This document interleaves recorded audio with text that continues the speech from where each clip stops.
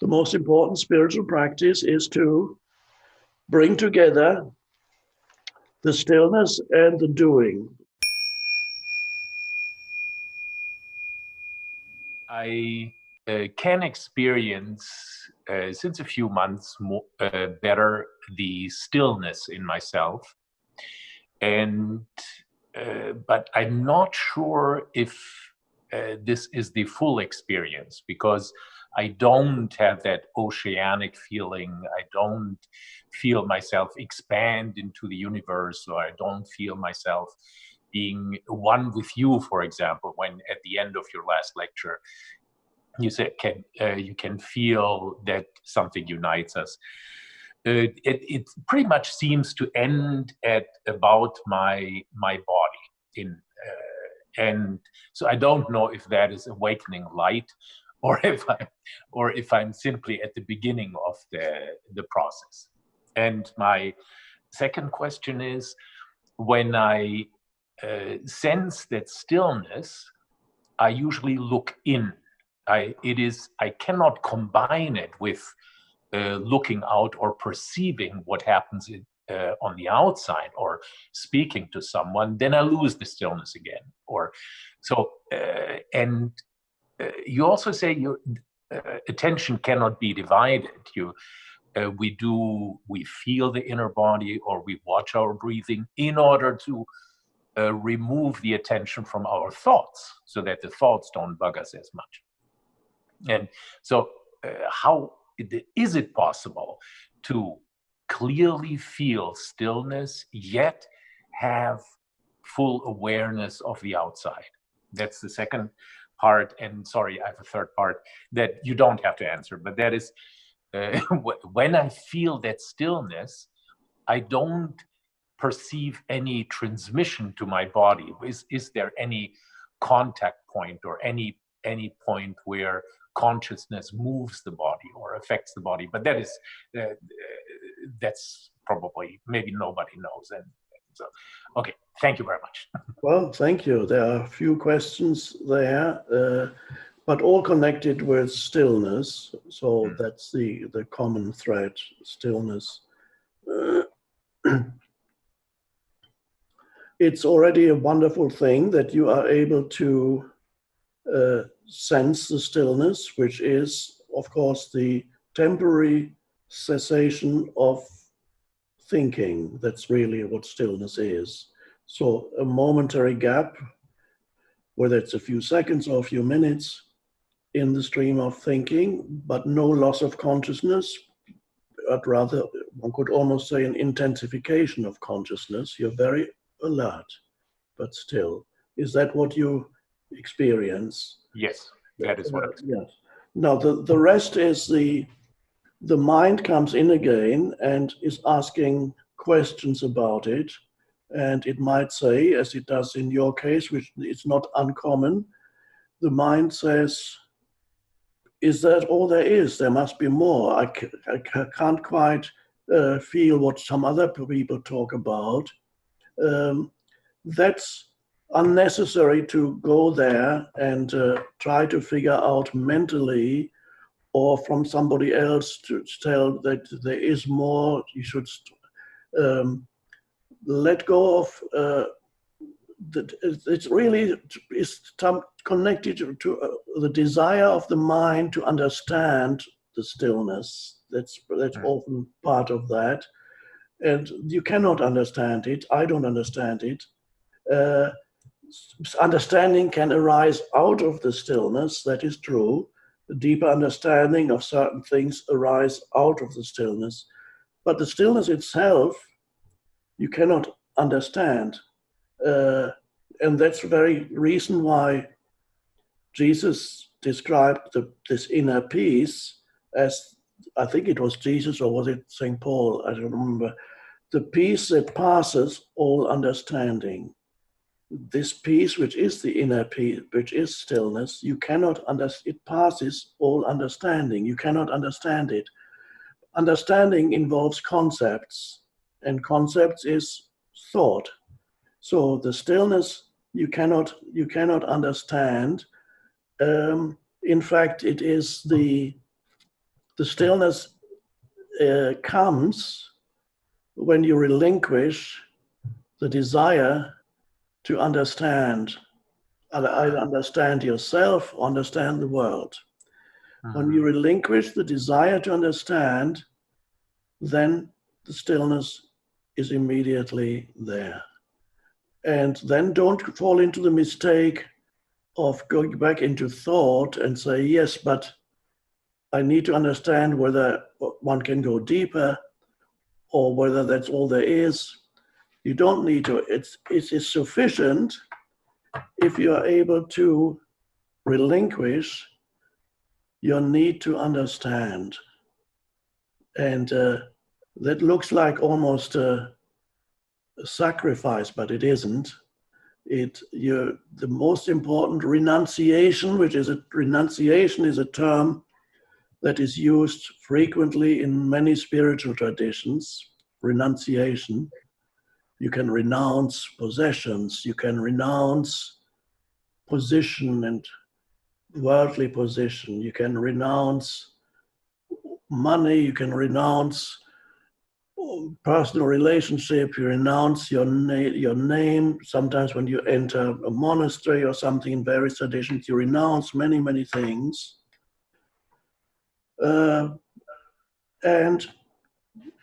But if you haven't renounced the fundamental thing, then none of these renunciations actually are very helpful. And the true renunciation is the renunciation of thought. You can still use thought when you need it for practical purposes. But for awakening to a deeper dimension of consciousness, thought does not help you, but is a hindrance. Then once you are connected with the deeper dimension of consciousness, then it can sometimes, the inspiration from that level can sometimes flow into your mind and use your mind in order to speak or to do something, to create something. That is possible.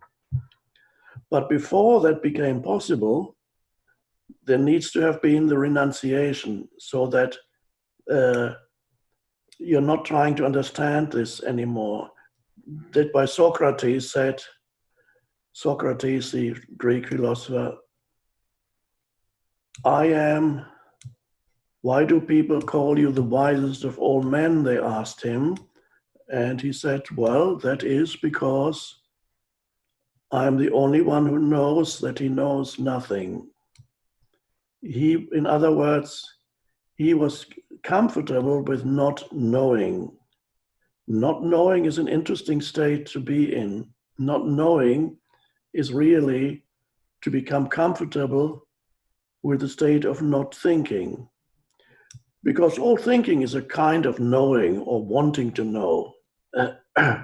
So you become comfortable with not thinking, which is not that you fall below thinking, which can happen when you drink alcohol or take certain drugs, or all kinds of things can take you below thinking. There's a longing in every human being to become free of the thinking mind, because the thinking mind is so troublesome and so heavy.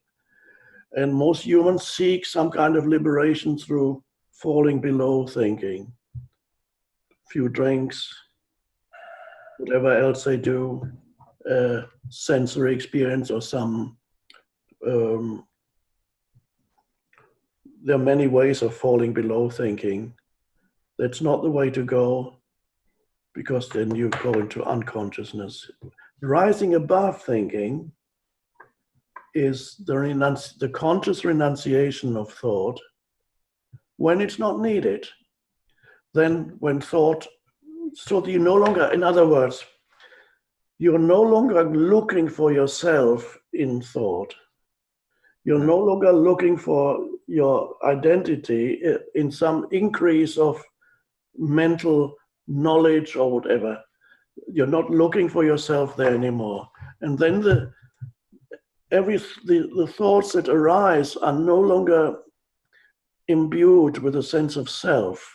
So you can think without egoic contamination of your thinking. And that's great when thinking does happen. But you're able to become still and become comfortable with not knowing. And in that not knowing, but this is not knowing conceptually, when you no longer know anything through thought, then suddenly a deeper knowing arises that is non-conceptual. You may not be able to talk about it, but there's a deep knowing there. Some people can verbalize it in some way because their mind can kind of express it to some extent, and others cannot at all. And so it always gets distorted the moment you talk about it. So first of all, then, be content that you are able to access the dimension of stillness. But the next step is how not to lose it completely when you start thinking again. How not to lose it completely when you start acting, when you start taking action in this world, as you have to do, because that's part of your question. So in a protected setting, perhaps you can be still, you sit in your room, close your eyes, or look around and become alert and still. It's wonderful. And then somebody comes into the room. Why didn't you do this? I asked you to do that, says your wife. That sometimes happens. And immediately it's completely gone. The whole stillness is immediately it takes just one little challenge. I'm not talking necessarily in your case, just in general terms. So how do you, or having a conversation with somebody, discussing something, let's say you're discussing, there's somebody who says, we are totally overreacting to the virus. It's what it's doing to us. This is terrible. And you say, no, well, we had to do that. It would be irresponsible not to do all the lockdown and all this. And then you start discussing. Do you lose yourself in the movement of thought? Or are you able to, when you speak, and in particular when you listen to somebody, are you able to have still have this alertness that is inseparable from the stillness, so that you can introduce these alert spaces into a conversation? That's a kind of spiritual practice, one could say. Are you able to introduce these alert spaces when you're talking to somebody, and let's say every time he or she says something, are you preparing the next thing that you are going to say, or are you already dismissing what this person is saying mentally, or are you able to listen in a state of alert presence? Let's say the person is talking, and if you're able to listen in a state of alert presence, then you haven't lost the stillness. The stillness is still there. And the amazing thing is, when you start speaking again, you are uttering something that is unprepared. So there is suddenly, you may find your intuitive realizations, and there's a certain power behind what you speak, because it comes from a deeper level. You're not just repeating something that you read somewhere or whatever.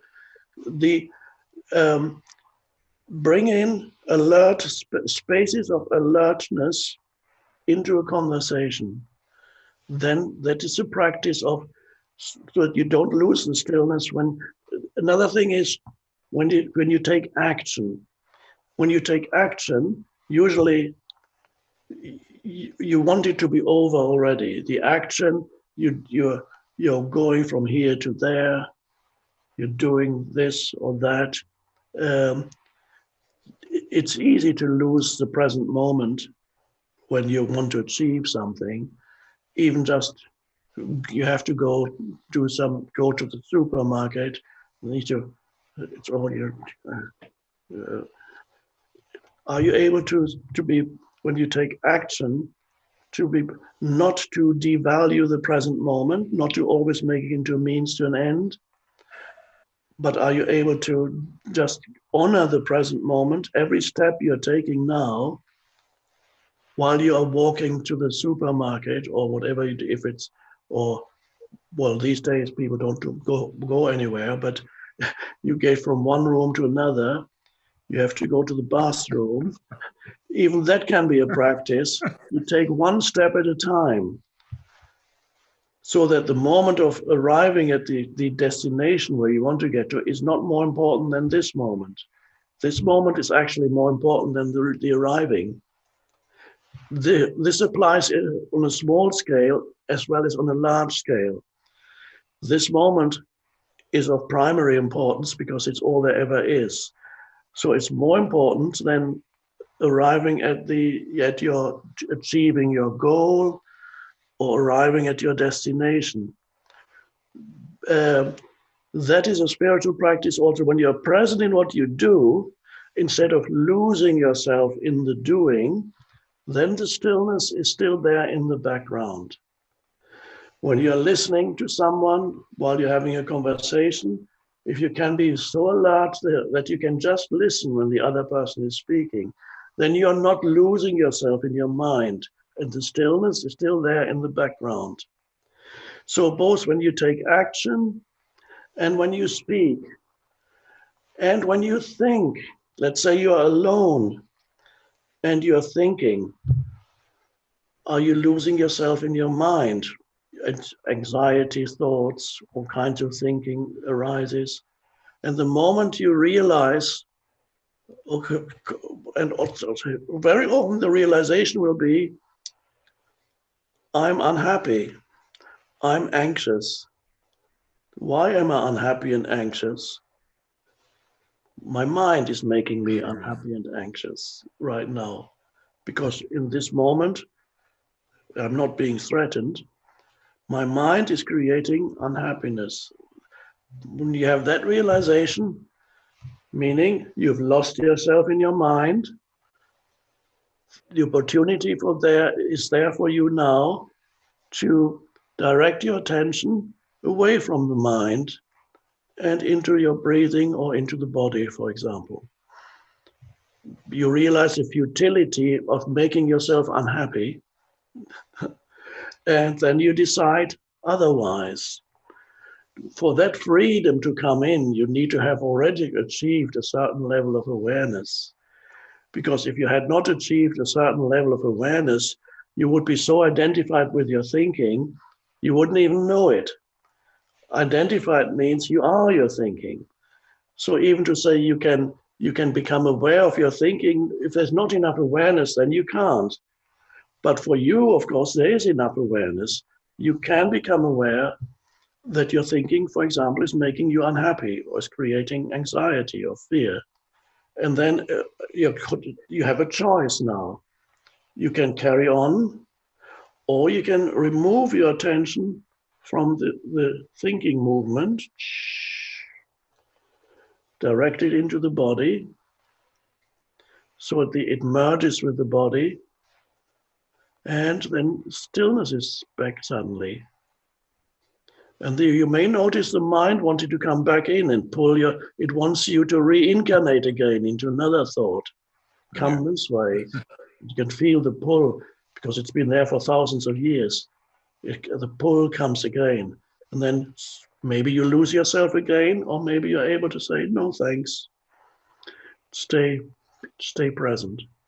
So this is for you and many others, the most important spiritual practice is to bring together the stillness and the doing, which really means the being and the doing, and which really means, coming back to what I talked about earlier, it really means bringing the vertical and the horizontal dimension in, so that you exist in both dimensions, instead of having them separately. So that you're then. So this is the practice, and the more challenging a situation is, the more alert you need to be. Yes. So when you are a spiritual, in the process of spiritual awakening, everything that is the particularly intense challenge is also a particularly wonderful opportunity for you to become present through it and intensify your presence through it. Uh, and this is, you can, whatever, whether the challenge is what everybody's now experiencing, or a personal challenge, collective challenge, doesn't matter. Challenge can come as a difficult person. All kinds of things can be challenging, and there it's particularly important to, uh, every challenge is an invitation to intensified presence. And then whatever happens is great, because it can only intensify your presence. Uh, so that's the practice. Um, I wish you well. I hope it makes sense what I It said. does completely. Thank you so very much, Eckhart. Thank you. Thank you. Thank you.